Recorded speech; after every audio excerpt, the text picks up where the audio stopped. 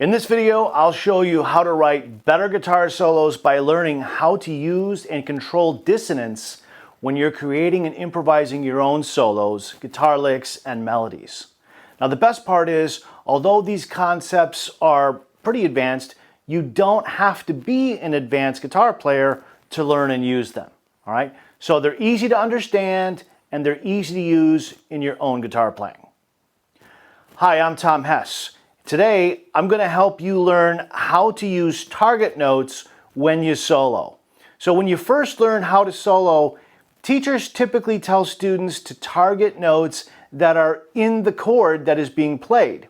For example, if you're improvising over a C major chord, you probably know that the notes in that chord are C, E, and G, and those are the safe notes.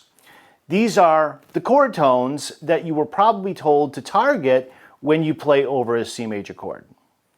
Now, if this sounds familiar, then you're going to love this lesson because I'm going to show you how to target the other notes in the scale too and make them sound really cool and not strange or weird or like you're playing jazz. Hey, jazz is cool, but when you're trying to play with a cool rock sound, you want it to sound like cool rock and not like jazz. Over many years, I've taught thousands of guitar players how to use this stuff to improve the sound of their lead playing and make them sound more melodic, even if they're shredding or playing metal or whatever. And today, I want to help you. So first, I'll show you how to control the dissonance of the ninth and use it over any chord. I'll show you how to make it sound awesome without sounding like you're playing jazz or like you're playing a wrong note. Second, I'll show you how to use the seventh to solo over chords in a way that sounds really cool in a rock context and not like, again, you're playing jazz. Hey, again, jazz is still cool, I like it too, but when you want a rock sound, you want a rock sound and not a jazz one, and I'll show you how to do this. Third, you learn how to use the incredible floating and dreamy sound of the sharp 11th, also known as the sharp 4th, to get that great Lydian sound and feel by controlling the dissonance of that note. Now the tips and tricks in this video will really help you and your guitar solos and licks and improvisations and melodies sound much more melodic and sound really cool. Now you're going to get all sorts of new ideas on how to create your own cool solos by using the non-chord tones, the 7th, the 9th, the 11th, and even the 13th. All right, so what we have going on here is a little B minor backing track. Now what I'm going to do is I'm going to play a little scale fragment and the last note of the phrase will be a B note, which of course is going to sound good over the B minor chord. All right, so just take a listen to this.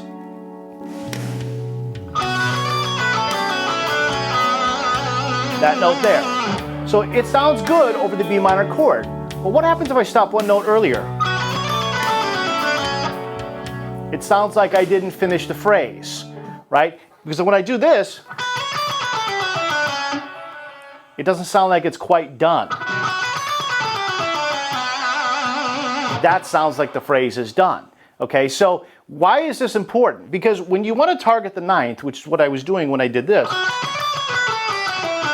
that's the ninth of B minor. Okay, this is C sharp. You can make this note sound good, but you can also make it sound like you didn't really finish the phrase or that really wasn't the note you were trying to target. And we want to be able to, when we target the ninth, make it sound really good and not like we just missed the root or we're not really sure what we're doing and it sounds uncertain. All right, so what we have here now is the B minor backing track again. I'm going to target the ninth and make it sound intentional. And what I'm going to do is use a technique called backslides. And I'm going to play the ninth, I'm going to slide away from the ninth, and then come right back to it. So we're going to slide away and come back. It's called a backslide. All right, so have a listen. So again, we got a B minor chord that's going to be played, and the ninth is C sharp. There it is.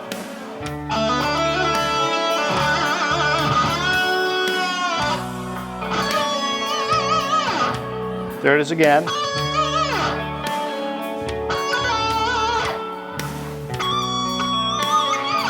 And there it is higher. Cool. So now you hear that ninth sounds very intentional with the backslide. It makes it sound really good. Now, when the backslides I did all went up and then back down. You could do it the other way, where you slide down and go back up. That's still a backslide. So you can go in either direction and it sounds cool. One other thing that I was doing was after I do the backslide, I add vibrato there. So it doesn't sound like the note's just hanging there and then we're not sure. Did he really mean to play that? Is that a mistake? Did he really mean to do this? The root, which will sound cool too. But now you definitely know that note has a lot of drive to it. Okay, same thing up here, etc.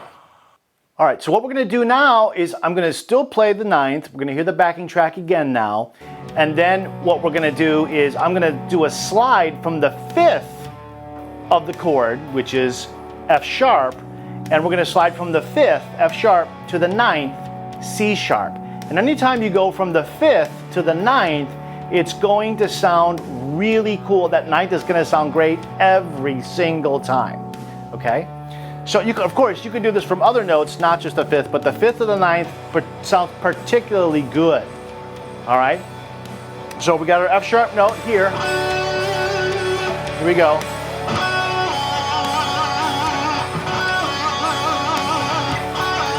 So here I'm going down. We could also go up.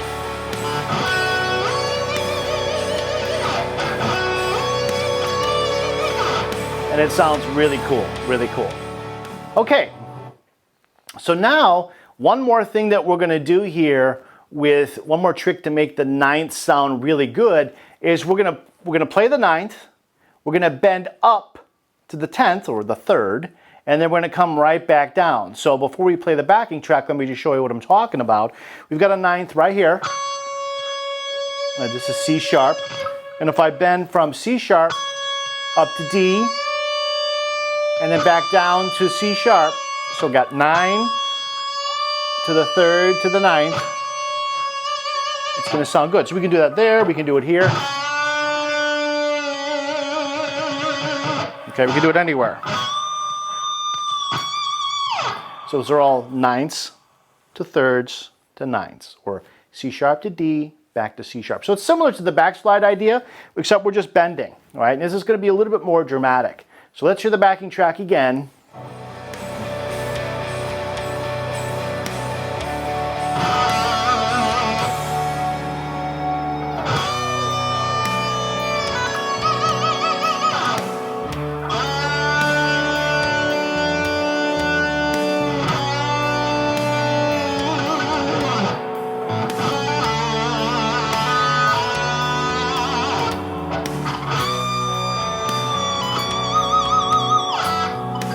Very cool sound when you've got that 9 to 3 to 9. It works every time. So there's a lot of things you can do to make the ninth sound cool.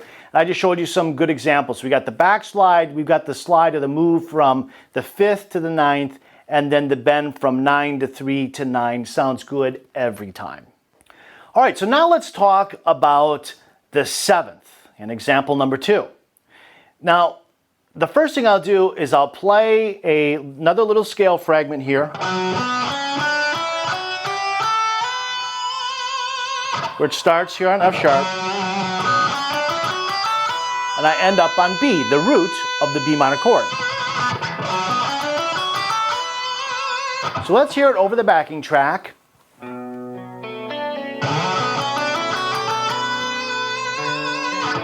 So here that B note sounds really nice on top when you hit the root. Now what I'm going to do is I'm going to stop on the 7th. Listen what happens. Now you might like that sound, but it might sound to you like I didn't complete the lick, because it's not the root, okay? And sometimes it sounds like, you know, maybe he just missed the notes, or you know, didn't really mean to land there. And what we want to do is change this so that the 7th sounds awesome and not like an incomplete lick or I missed the root or something like that. So what is the 7th? Well, over a B minor chord, The 7th would be A. And that's what we're going to be targeting. So I'm going to play in just a moment with the backing track, and we're going to start by using some of those backslides that we talked about, some intentional vibrato, and then we're also going to be doing some bends, just like we did with the 9th, where you start on the 7th, you bend up, in this case to the root, and you come back down, and then you can do vibrato on the way down, and that is going to help the 7th really sing and sound cool. So let's hear it with the backing track.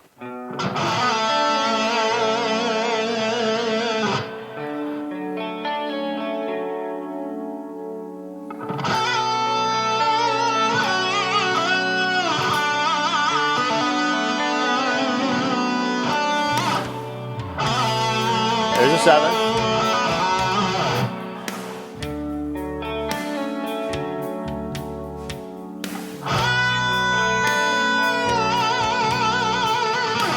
There was the 7th again, bent up to the root, back down to the 7th.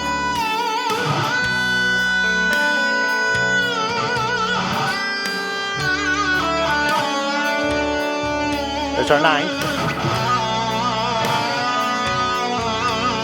There's a 7th. So it sounds really, really cool now. All right, so for example number 3, we're going to talk about the 11th, and specifically we're going to talk about the raised 11th. So I'm going to do this off a C chord, and this will come out of the C Lydian scale. There's a raised 11th there. There it is again there. And again there. So if you play it straight, and if you just do something like this, that might sound a little weird to your ear or to the ears of people who listen to you play. It doesn't sound weird to me, but it does sound weird to some people. So what we want to do when we play this raised 11th note is we want to do things with vibrato, with slides, with bends, to make it sound really cool and intentional and awesome, and not like this weird dissonance that doesn't get resolved and the note's just kind of hanging there in a weird kind of way. So let's hear it over a backing track, and I'll show you what I'm talking about.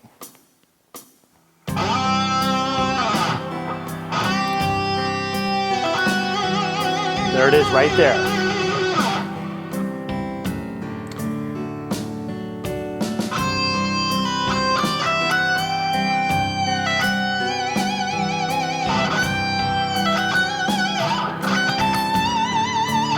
So what I'm doing here is I'm just approaching the F sharp, bending up to the 5th. So I've got the 11th here, the raised 11th.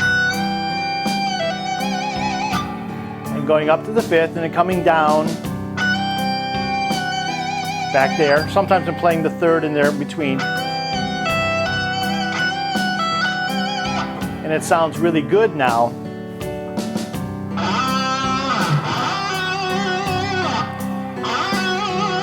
Here what I'm doing is I'm playing the 5th and then coming down to the raised 11th.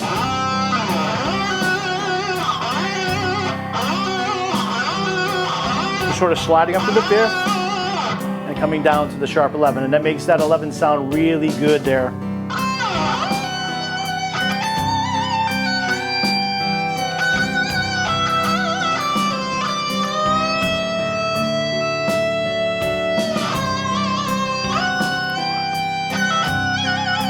So again, there it is again, bending up to the 5th, and then coming right back down to it. There I did a backslide. We talked about that earlier. So this is the sharp 11, bending up to 5, or sliding to 5 and coming right back down to it. Of course, we could do it in the opposite direction. So we're doing a backslide by going down, coming back up to it.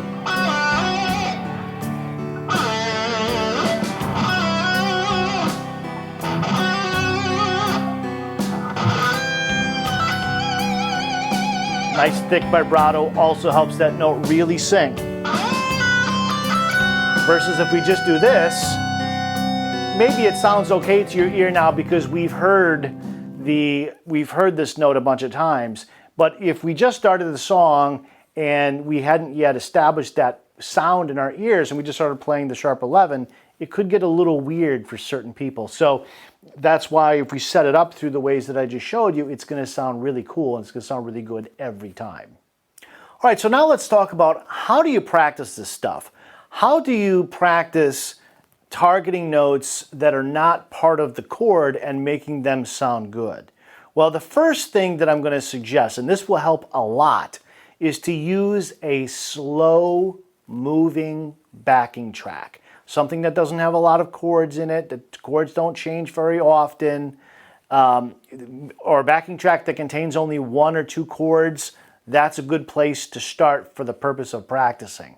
Right? And focus, when you're practicing this, focus on the approach of each dissonance. Okay? And when you play those notes, play them with absolute conviction. You know, vibrato, slide, whatever you're going to do, really make it sound intentional and not like you kind of just stumbled upon a note and it really wasn't the note that you really would have chosen. So which of these ideas is your favorite? Let me know by leaving a comment below. I read every single comment. Okay, now if you have other ideas you'd like to share about how you approach non-chord tones in a rock feel, please share your ideas below in the comments. Love to read it. And if you like this video, subscribe to this YouTube channel and hit that like button. If you like my videos on YouTube, you'll love my personalized breakthrough guitar lessons. I'm going to show you exactly how to transform your guitar playing from being just sort of okay to being really awesome. Even if you've been stuck for a while or you're having some self-doubts about yourself as a player, just imagine how much better your guitar playing will become when you know exactly what to do and exactly how to practice and in the precise order that's going to help you get there. Plus, you get the guidance and the roadmap to take you there. I've done this for thousands of people over the years. And if you do the work, if you practice at least 30 minutes a day and follow the things that I show you and teach you to do, I'm absolutely certain I can help you become the guitar player you want to be. And unlike other lessons on the internet, you won't get generic cookie cutter lessons from me. You get customized lessons to you and who you are, what your goals are, your challenges, your strengths, your weaknesses, your learning style, experience, frustrations, and most importantly, who you want to become as a guitar player.